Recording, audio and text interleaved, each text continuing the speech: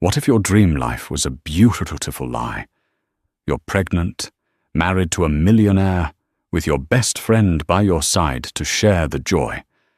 Then you discover they're having an affair, and he leaves you for her. You think you've lost everything. But the true shock comes 9 months later, when your child is born, revealing a stunning secret that changes all their lives forever. This is a story of devastating betrayal, a shocking truth, and the incredible strength a woman finds when she has nothing left to lose. Before we begin, take a moment and comment your city below. It's always fascinating to see where everyone is tuning in from around the world. Now, let's dive in. The scent of money was the first thing you noticed in our home. It wasn't the vulgar stench of new bills, but something more subtle, more deeply ingrained. It was the crisp, clean fragrance of lilies that were replaced every 2 days, the faint, woody aroma of the polished mahogany that lined the library, the almost imperceptible hint of chlorine from the infinity pool that overlooked the sprawling Los Angeles skyline. It was the smell of a life so meticulously curated that it left no room for the messy, unpredictable sense of actual living. I had been breathing this rarefied air for 5 years, and I had mistaken it for happiness. My husband, Adrian Vaynor, was the architect of this perfect world. He was a man who didn't just enter a room, he conquered it. With a jawline that seemed carved from granite and eyes the color of a stormy sea, he possessed a gravitational pull that was impossible to resist. He had built his tech empire from the ground up, a fact he never let anyone forget. He spoke of his success not with the quiet confidence of a man who is secure in his achievements, but with the relentless, almost desperate fervor of a man who is terrified of losing it all. He was a brilliant, driven, and deeply complicated man, and I, Selina Ward, was his most prized possession. Our love story, as Adrian liked to tell it at dinner parties, was a whirlwind. I was a struggling artist, working in a small gallery, and he was the wealthy, charismatic benefactor who had been captivated by my raw, untamed talent. He had swept me off my feet, showered me with affection, and introduced me to a world of unimaginable luxury. He had given me everything I could ever want, and in return, all he had asked for was me. All of me. My time, my dreams, my very identity. It was a price I had paid without realizing I was making a transaction. My best friend, Vanessa, had been there from the beginning. We had been inseparable since college, 2 halves of the same soul. She was the practical, grounded one to my dreamy, artistic nature. She had celebrated my triumphs, held me through my heartbreaks, and had been my maid of honor when I married Adrian. She was the one person I thought I could trust implicitly. But lately, a strange, almost imperceptible distance had grown between us. Her compliments seemed to have a sharper edge. Her laughter didn't quite reach her eyes, and she had developed a habit of touching Adrian's arm a little too often, a little too long. I had dismissed it as my own pregnancy-induced paranoia, the hormonal anxieties of a first-time mother. I couldn't have been more wrong. The day my world shattered began like any other. I was 7 months pregnant, and the baby, a boy we had already named Thomas, was a constant, reassuring presence within me. I spent the morning in my studio, a beautiful, light-filled space that Adrian had built for me, but the canvases remained blank. My inspiration, once a raging fire, had dwindled to a faint, flickering ember. Adrian had always praised my work, but he had also subtly steered me away from the raw, emotional pieces that had once been my signature, encouraging me to create more commercially viable art. He had turned my passion into a hobby, another beautiful accessory in our perfect life. That afternoon, Vanessa came over. She was a vision in a crisp white dress that hugged her slender frame, her blonde hair styled in a way that was eerily similar to how I used to wear mine. She brought me a gift, a ridiculously expensive baby blanket from a designer boutique. "I just wanted to see how you were doing, sweetie," she said, her voice a little too bright, a little too cheerful. "You've been so quiet lately." We sat by the pool, the city stretching out before us like a glittering tapestry.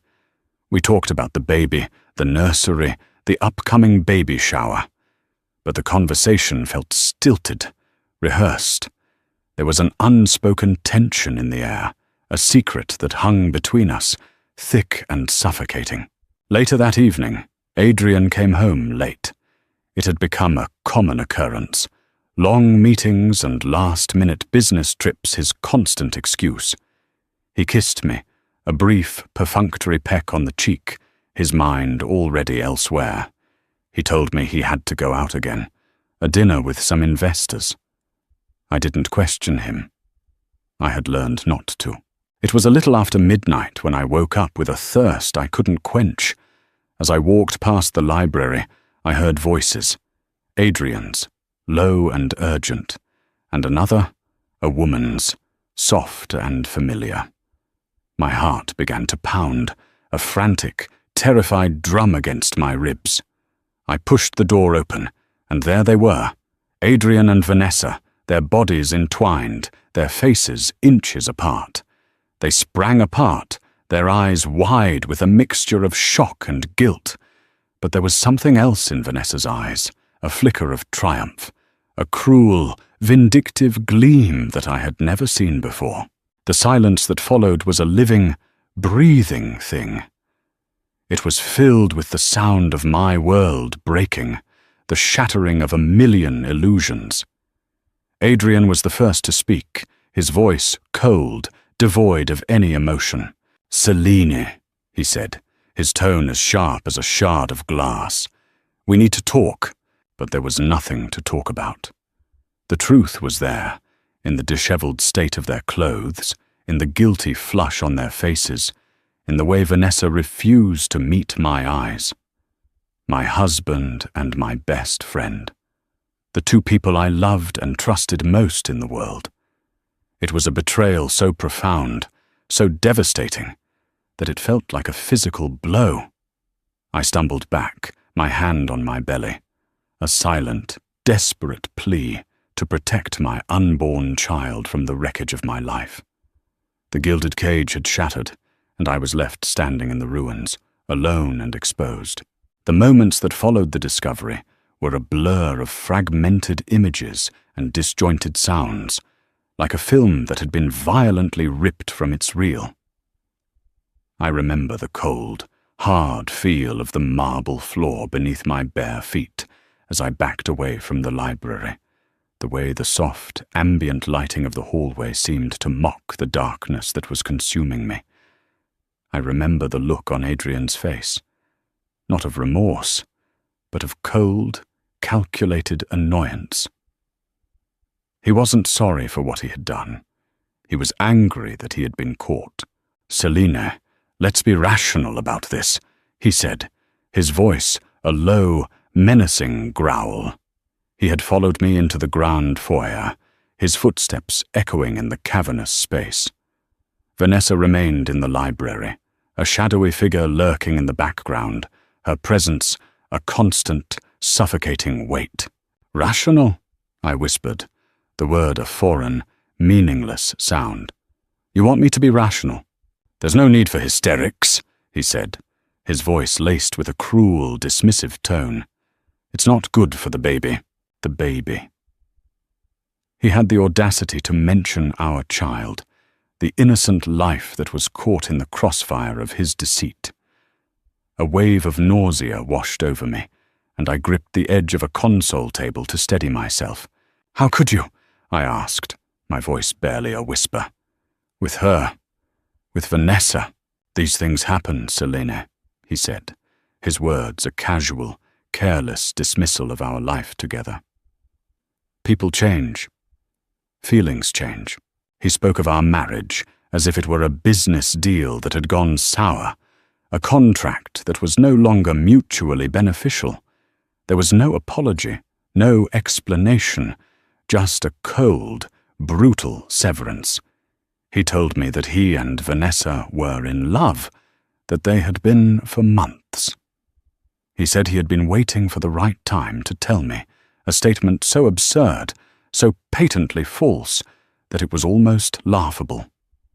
And then Vanessa emerged from the library, her face a mask of feigned sympathy. She approached me, her hands outstretched, as if to offer comfort. I flinched, recoiling from her touch as if she were a venomous snake. "Celine, I'm so sorry," she said, her voice thick with a cloying, insincere sweetness. "I never wanted to hurt you." "You're sorry," I said, my voice rising with a mixture of disbelief and rage. "You're my best friend, Vanessa. My sister. I trusted you with everything. And you did this?" "I couldn't help it," she said, her eyes welling up with crocodile tears. "We fell in love. It was a mistake, but it was real." Her words were a twisted, self-serving justification, a pathetic attempt to paint herself as a victim of circumstance. She had not stumbled into this. She had orchestrated it. I saw it all now, the subtle manipulations, the carefully planted seeds of doubt, the way she had slowly, methodically, driven a wedge between me and Adrian. She had coveted my life, my husband, my happiness. And now, she had it all. The rest of the night was a living nightmare. Adrian, ever the pragmatist, immediately began to discuss the logistics of our separation. He spoke of lawyers and divorce settlements, his voice as cold and impersonal as if he were discussing a corporate merger. He told me that he would be generous, that he would provide for me and the baby. But his generosity was a weapon, a tool to control me, to silence me. He wanted a clean, quiet divorce, one that wouldn't tarnish his public image or disrupt his carefully constructed life. I was in a state of shock, my mind unable to process the enormity of what was happening. I felt like a spectator in my own life, watching as it was dismantled, piece by piece. I didn't cry. I didn't scream. I was numb, a hollowed-out shell of the woman I had once been. The next morning, I woke up in our bed, the sheets cold and empty beside me. For a fleeting moment, I thought it had all been a bad dream.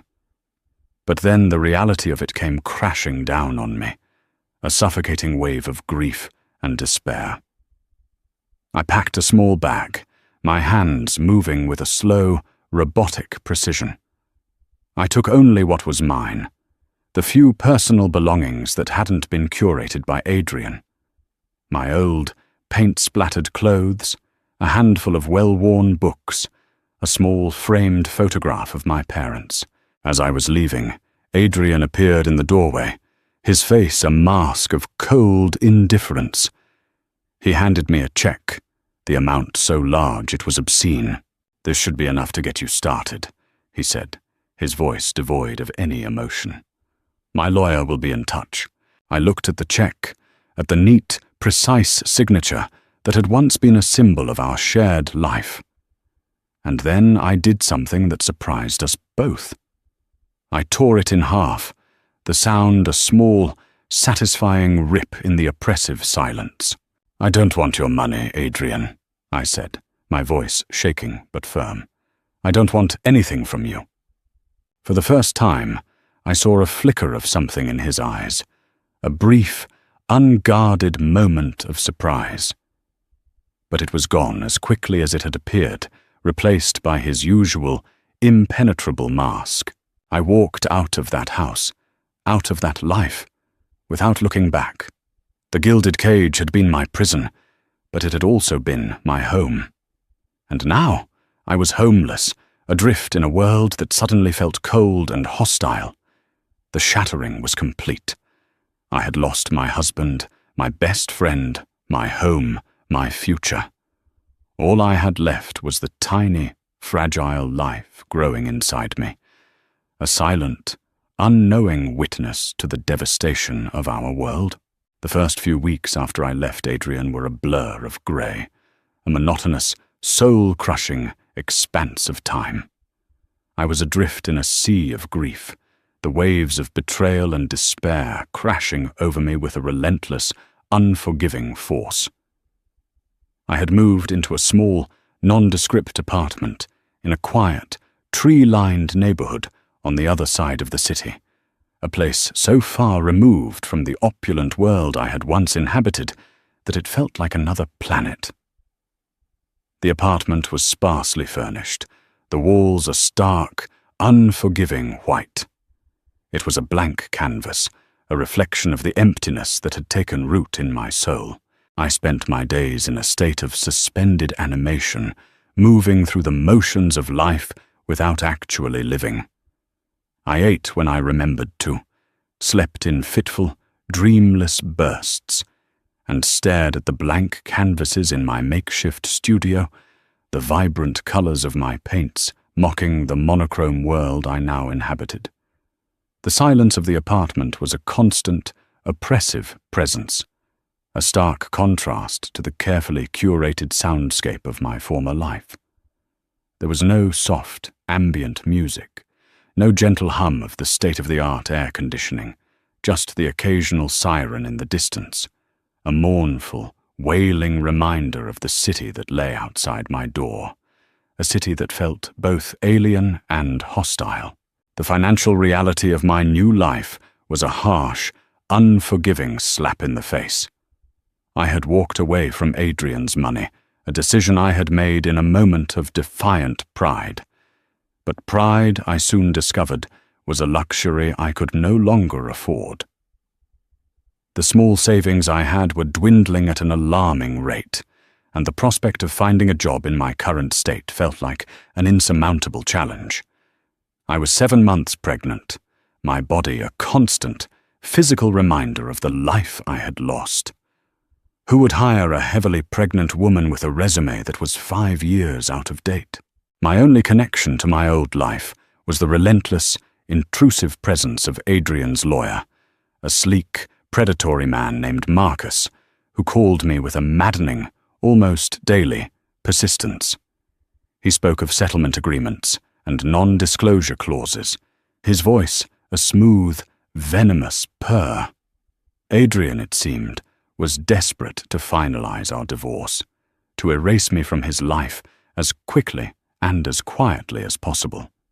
He was offering me a generous settlement, a sum of money that would have once seemed astronomical. But it came with a price. I would have to sign a non-disclosure agreement, a legally binding contract that would silence me, that would prevent me from ever speaking about our marriage, about his affair, about the truth. It was a gilded cage of a different sort, a prison of silence in exchange for financial security. I refused. My only solace during those dark, lonely days was the small, unassuming community I found in my new neighborhood. There was Mrs. Rodriguez, the elderly woman who lived in the apartment below me, a warm, kind-hearted soul with a smile that could chase away the darkest of clouds. She would often leave small, foil-wrapped packages of homemade tamales outside my door, a silent, compassionate offering of nourishment and comfort. There was Ben, the owner of the small, independent bookstore down the street, a gentle, soft-spoken man with a passion for literature and a seemingly endless supply of herbal tea. He would let me sit in his shop for hours, the quiet, comforting scent of old books and brewing tea, a soothing balm to my frayed nerves. And then there was Sarah, a single mother who lived a few doors down. She was a force of nature, a whirlwind of chaotic, infectious energy. She had a 6-year-old daughter named Lily, a bright, inquisitive child with a smile that could light up a room. Sarah had been through her own messy divorce, and she understood my pain in a way that no one else could. She didn't offer me pity or platitudes. She offered me something far more valuable, her friendship. "He's a bastard, Celine," she said one afternoon as we sat on a park bench, watching Lily play on the swings. "A rich, powerful, and utterly soulless bastard. But you're not alone. You have me, and you have that little one in there." She gestured to my swollen belly, her eyes soft with a mixture of empathy and understanding. It was Sarah who finally convinced me to pick up my paintbrushes again. She had seen the blank canvases in my apartment, the untouched tubes of paint. She had recognized the artist that was buried beneath the layers of grief and despair. "You need to paint, Celine," she said, her voice firm but gentle. "It's who you are. Don't let him take that from you, too." And so, I began to paint. At first it was a struggle. My hands felt clumsy, my mind a barren, desolate landscape. But then, slowly, tentatively, something began to shift. I started to paint not for an audience, not for commercial viability, but for myself. I painted the raw, visceral emotions that were churning inside me. The anger, the grief, the betrayal, the fear. My canvases became a riot of dark, swirling colors, of jagged, angry lines, of fractured, distorted images. It was messy, it was chaotic, it was painful, but it was also honest. It was real. One afternoon, as I was working on a particularly intense piece, a swirling vortex of black and crimson, I felt a sudden, sharp kick from within. I stopped, my hand on my belly, a small, involuntary smile touching my lips. It was a reminder, a gentle, insistent nudge from the tiny life that was growing inside me. A life that was mine, and mine alone. In the ashes of my old life, a small, fragile ember had begun to glow. It was the ember of my art, the ember of my newfound friendships, the ember of my own indomitable spirit. It was the ember of hope. And for the first time in a long time, I felt a flicker of warmth, a faint, tentative promise of a new dawn. The final months of my pregnancy were a strange, surreal time. My body, once a source of pride and pleasure, had become a foreign, unfamiliar landscape. I was swollen and ungainly, my movements slow and deliberate. Sleep was a distant, unattainable luxury. My nights punctuated by a relentless series of aches, pains, and a constant urgent need to pee. And yet, for all the physical discomfort, there was a strange, almost mystical beauty to it all. I was a vessel, a conduit for a new life, a miracle that was unfolding within me, day by day, moment by moment. My life had settled into a quiet, predictable rhythm. I spent my mornings at the bookstore with Ben, the gentle, comforting scent of old paper and brewing tea, a welcome respite from the chaos of my thoughts. He would recommend books for me, poetry mostly, the words of Rilke and Neruda, a soothing balm to my wounded soul. In the afternoons, I would paint, my small apartment transformed into a vibrant, chaotic studio. My art was my therapy, my sanctuary, the one place where I could be completely, unreservedly myself.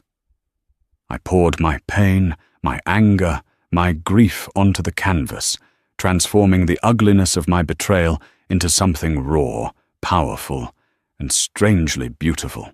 Sarah and Lily were my constant companions, a boisterous, life-affirming presence in my quiet, solitary world. Sarah, with her irreverent humor and her fierce, unwavering loyalty, was the sister I had lost, the friend I had thought I would never find again.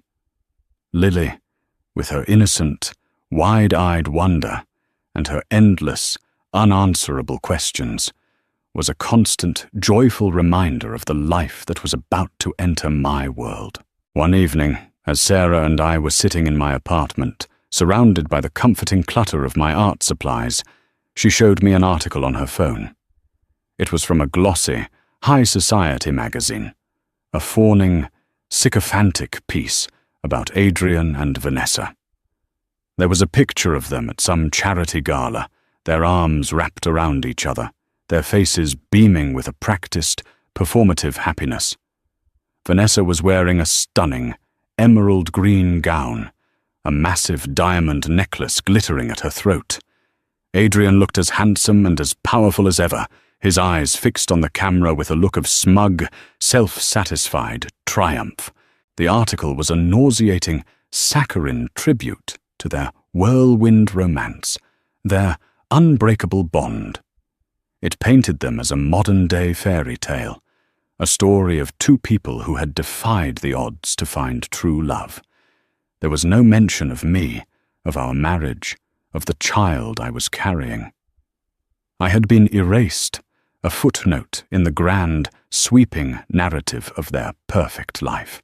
A wave of hot, bitter anger washed over me. It was a familiar, unwelcome feeling, a toxic cocktail of rage and resentment that I had been trying so hard to overcome. "I hate them," I said, my voice a low, venomous hiss. "I hate them for what they did to me. I hate them for being so happy." Sarah took my hand, her grip firm and reassuring. "They're not happy, Celine," she said, her voice soft but firm. "Look at them. Really look at them. It's all a performance, a carefully staged, beautifully lit lie. They're playing a part, and they're playing it for an audience. You, on the other hand, you're living. You're creating. You're about to bring a new life into this world. That's real. That's what matters." Her words were a lifeline, a much-needed dose of perspective. She was right. My life was small, it was messy, it was imperfect, but it was also authentic. It was mine, and it was a life that was about to be filled with a love so profound, so all-encompassing, that it would eclipse the shallow, performative happiness of Adrian and Vanessa. The final weeks of my pregnancy were a different kind of labor, a slow, arduous process of shedding the old, broken pieces of myself and embracing the new, stronger woman I was becoming. I was no longer the fragile, dependent creature who had lived in Adrian's gilded cage. I was a survivor, a warrior, a mother. I went into labor on a warm, sunny afternoon in late September. It was a long, difficult birth, a grueling, 24-hour marathon of pain and exhaustion. But through it all, Sarah was by my side, a constant, unwavering source of strength and support. She held my hand, she wiped my brow, she whispered words of encouragement in my ear. She was my coach, my cheerleader, my sister, and then, finally, after what seemed like an eternity, he was here. A tiny, perfect, beautiful boy. He had a shock of dark hair, just like his father, and a pair of wide, curious eyes that seemed to take in the world with a quiet, solemn wisdom. I held him in my arms, his small, warm body a solid, reassuring weight against my chest. And in that moment, all the pain, all the anger, all the grief, it all just melted away. All that was left was love, a love so fierce, so powerful, so all-consuming, that it took my breath away. I named him Leo. Not Thomas, the name that Adrian had chosen, the name that was a ghost of a life that no longer existed. But Leo, the lion, a symbol of strength, of courage, of resilience. He was my son, and he was my salvation. The first few days of Leo's life were a whirlwind of joy and exhaustion. He was a perfect, beautiful baby, a tiny, miraculous creature who had somehow managed to heal the broken pieces of my heart. He was a quiet, contented baby, his days a peaceful, predictable rhythm of sleeping, eating, and staring at the world with a wide, solemn curiosity. I was completely, utterly, and irrevocably in love, but on the third day, a small, dark cloud began to gather on the horizon of my newfound happiness. The pediatrician, a kind, gentle woman named Dr. Evans, came to my room with a look of concern on her face. She told me that she had noticed something during Leo's routine examination, a small, almost imperceptible detail that had given her pause.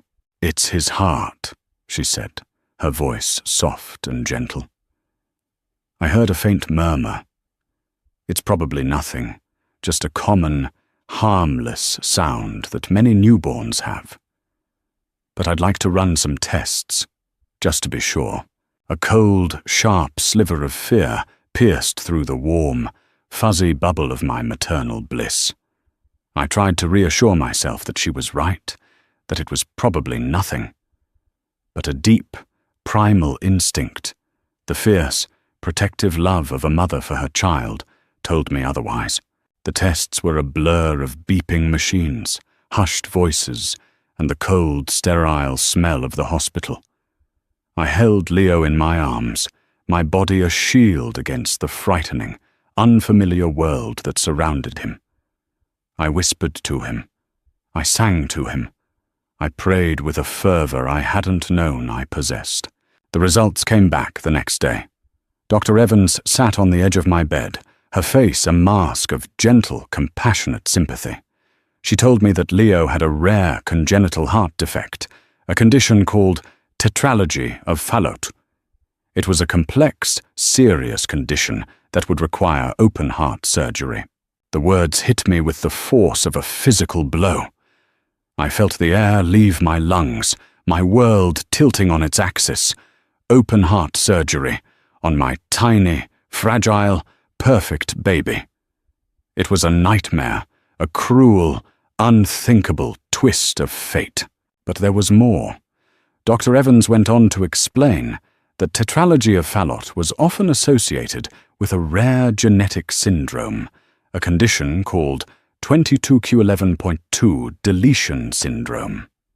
It was a chromosomal disorder that could cause a wide range of health problems, from heart defects and immune system issues to developmental delays and learning disabilities. And then she said something that made my blood run cold. She told me that there was a physical marker that was sometimes associated with the syndrome, a small, distinctive birthmark, usually located on the upper back or shoulder.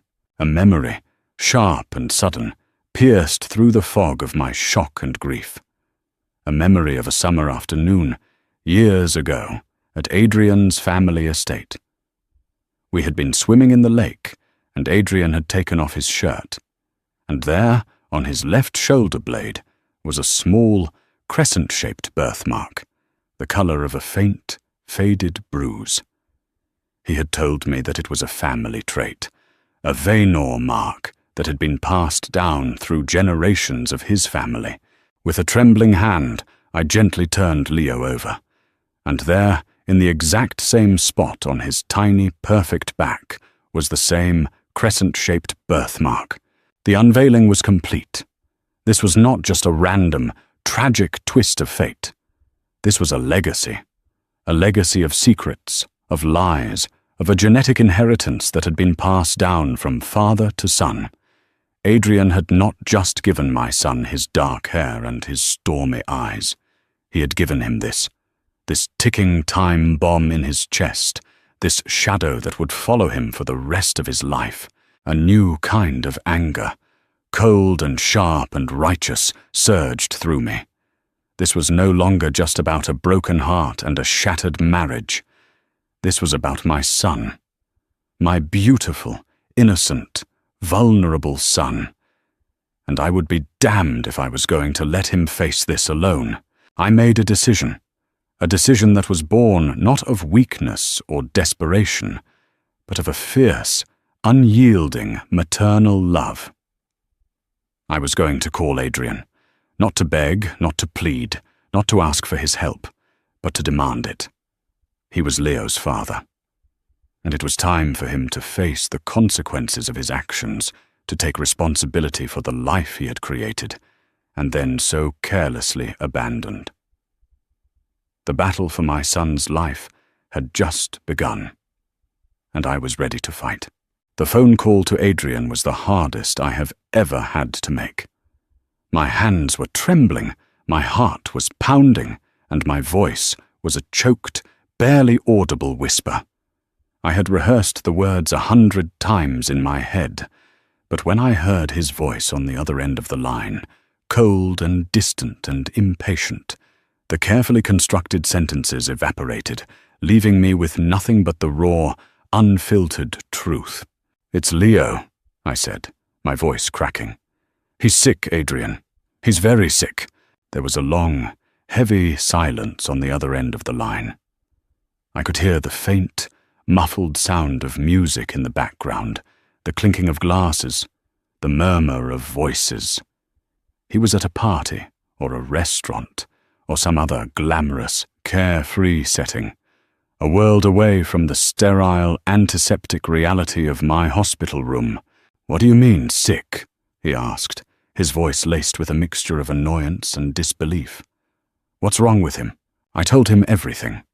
About the heart murmur, the tests, the diagnosis.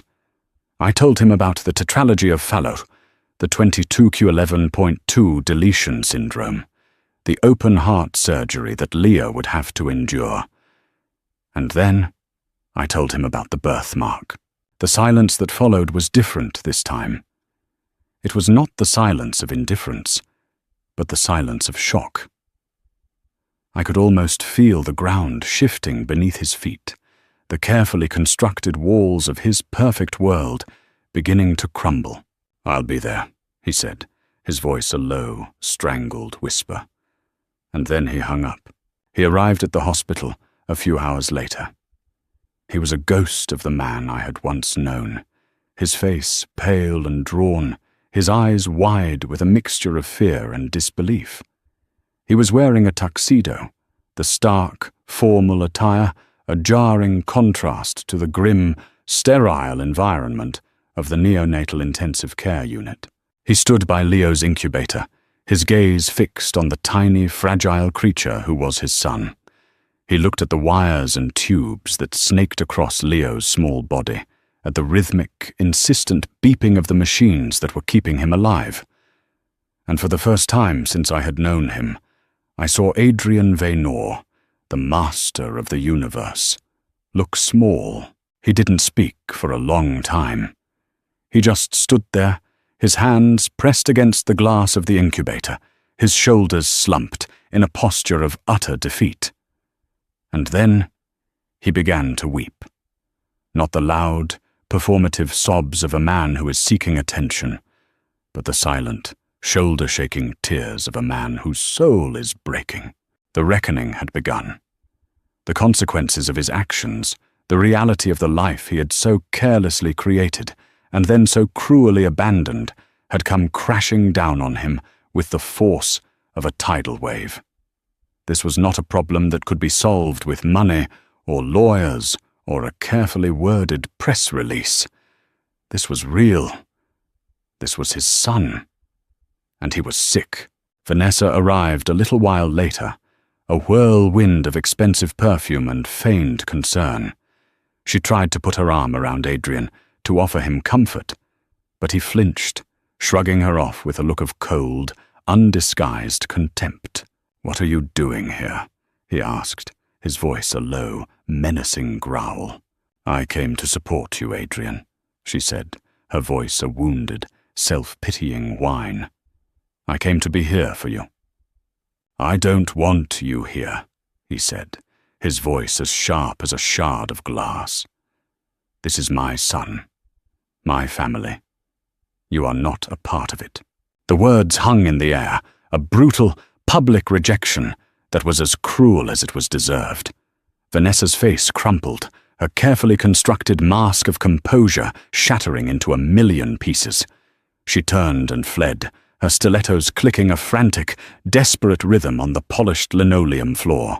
The carefully constructed world that Adrian and Vanessa had built together, a world that had been built on a foundation of lies and betrayal, had begun to unravel. The reckoning was not just Adrian's, it was hers too. In the days that followed, Adrian was a constant presence at the hospital. He sat by Leo's incubator for hours on end, his gaze never leaving his son's face. He spoke to the doctors, his voice low and urgent, his questions sharp and intelligent. He read every medical journal, every article, every piece of research he could find on Leo's condition. He was a man possessed, driven by a desperate, all-consuming need to understand, to fix, to control. But this was something he couldn't control. He was powerless, a spectator in a drama that was being played out on the tiny, fragile stage of his son's body. And in that powerlessness, I saw a flicker of something I had never seen in him before. Humility.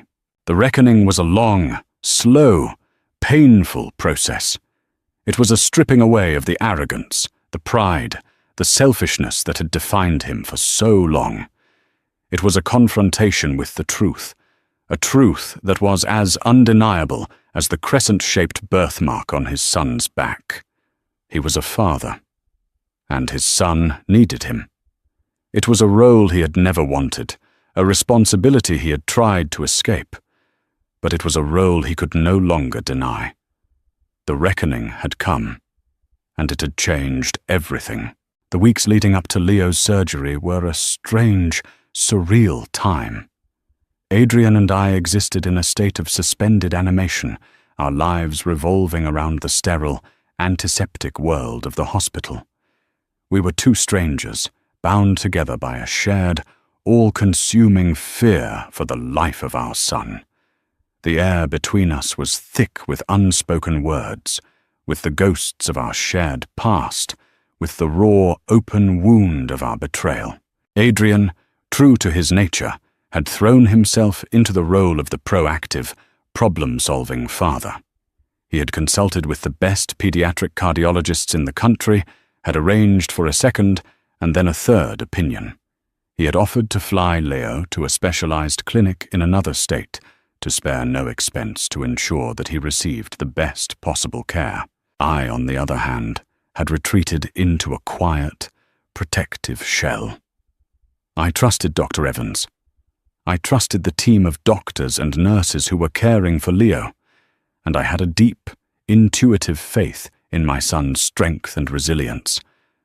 I resisted Adrian's frantic, almost desperate attempts to take control, to manage the situation as if it were a hostile corporate takeover. "He's not a business deal, Adrian," I said to him one afternoon, my voice quiet but firm. "He's our son, and he's in good hands." Our interactions were tense, stilted, and almost exclusively focused on Leo. We spoke of medical procedures and recovery timelines, of medication schedules and potential complications. We were two generals, planning a military campaign, our emotions carefully tucked away, our personal history a minefield that we both studiously avoided. But there were moments, small, unguarded cracks in our carefully constructed armor, when the past would come rushing back, a sudden, unexpected wave of grief and regret. I would catch him looking at me, his eyes filled with a strange, unreadable expression, a mixture of remorse and a deep, profound sadness. And in those moments, I would feel a flicker of the old, familiar connection, the ghost of the love that had once bound us together. He offered me money, of course. He wanted to buy me a new apartment, a bigger, more comfortable space for me and Leo. He wanted to set up a trust fund for our son, to ensure that he would never want for anything. But I refused. I had my small, sunny apartment. I had my art. I had my community. I had built a life for myself, a life that was small and simple and real, and I was not going to let him buy his way back into it. "I'll accept your help with Leo's medical bills," I told him, my voice firm and unwavering. "But that's it. I don't want your money, Adrian. I don't want anything from you." The day of the surgery was the longest, most terrifying day of my life. Adrian and I sat in the waiting room, the silence between us a heavy, suffocating blanket. Sarah was there, a constant, reassuring presence, her hand a warm, comforting weight on my shoulder. Ben had brought me a book of poetry, a small, thoughtful gesture that brought tears to my eyes. Mrs. Rodriguez had sent a small, hand-knitted blanket for Leo, a tangible symbol of the love and support that surrounded us. Adrian, for his part, was alone.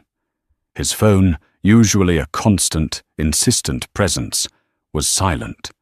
His business empire, his friends, his glamorous life, they had all faded into the background. In that moment, he was just a man, a father, terrified for the life of his son. The surgery was a success. The surgeon, a brilliant, compassionate woman with kind, gentle eyes, came to us with a smile on her face. She told us that Leo was a fighter, that he had come through the procedure with flying colors. The relief was so profound, so overwhelming, that it brought me to my knees. I wept, not with grief, but with a deep, shuddering gratitude. And then, something unexpected happened. Adrian reached out, his hand resting on my shoulder, a gesture of shared relief, of a fragile, tentative connection. In the weeks that followed, as Leo slowly, miraculously began to heal, a new, fragile bridge began to form between me and Adrian. It was not a bridge that would lead us back to the life we had once shared, but a new, different kind of connection. One that was built on a foundation of shared love for our son. He would come to my apartment to see Leo, his visits short, formal, and always announced in advance. He would hold his son in his arms, his touch gentle, almost reverent. He would talk to him, his voice a low, soft murmur, a stark contrast to the booming, confident tone he used with the rest of the world. He never spoke of Vanessa. I had heard through the grapevine that she was gone, that their perfect, fairy tale romance had imploded under the weight of their shared deceit. He never apologized for what he had done, not in words. But his actions, his unwavering devotion to our son, his quiet, respectful deference to me, they were a silent, ongoing apology, a testament to the man he was becoming. The bridge between us was fragile, it was tentative, it was built on the wreckage of our past. But it was there, and it was built for Leo. And for now, that was enough. 5 years. It's a lifetime, and it's the blink of an eye. 5 years ago, I was a broken, shattered woman, my world a pile of smoldering ruins. Today I am whole, I am strong, I am happy. It's a different kind of happiness than the one I once knew, the one that was built on a foundation of wealth and illusion. This happiness is real. It's earned. It's mine. My small, sunny apartment is no longer a blank canvas of grief and despair. It's a vibrant, chaotic, joy-filled home. The walls are covered with Leo's artwork, a riot of color and imagination. My own paintings, the raw, emotional landscapes of my past, have been replaced by a new series, a collection of bright, hopeful, life-affirming pieces that have garnered a surprising amount of critical acclaim. I have my own small gallery now, a beautiful, light-filled space that I share with a collective of other local artists.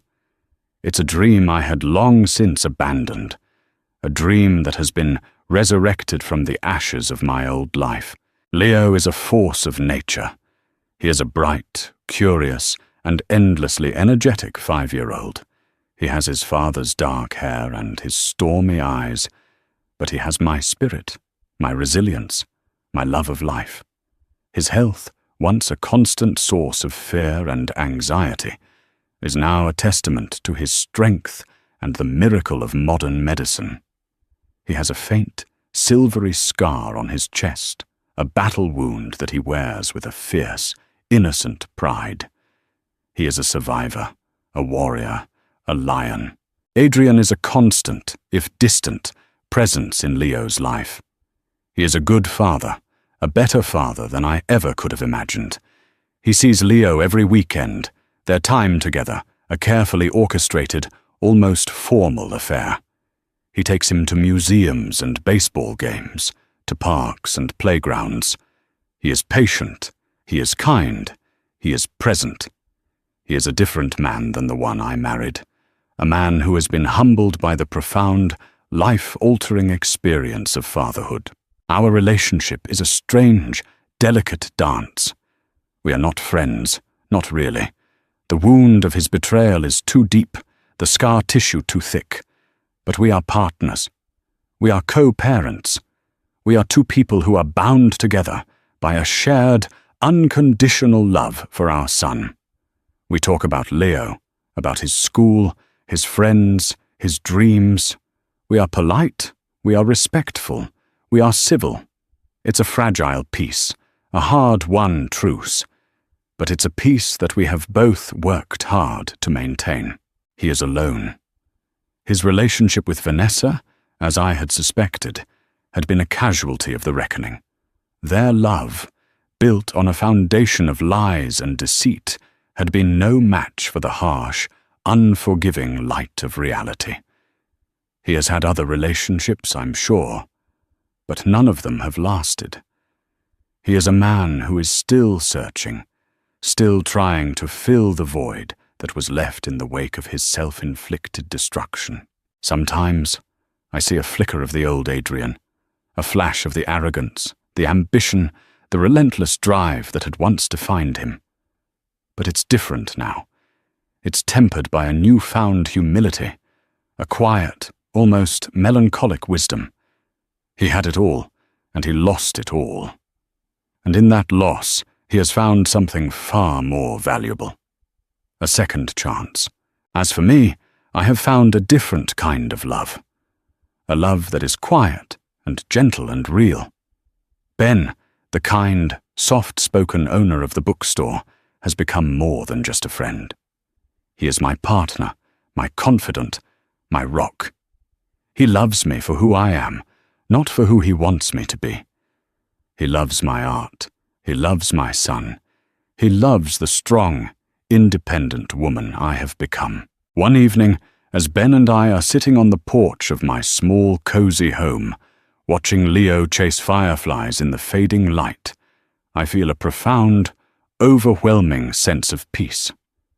It's a peace that has been hard-won, a peace that has been forged in the fires of betrayal and despair.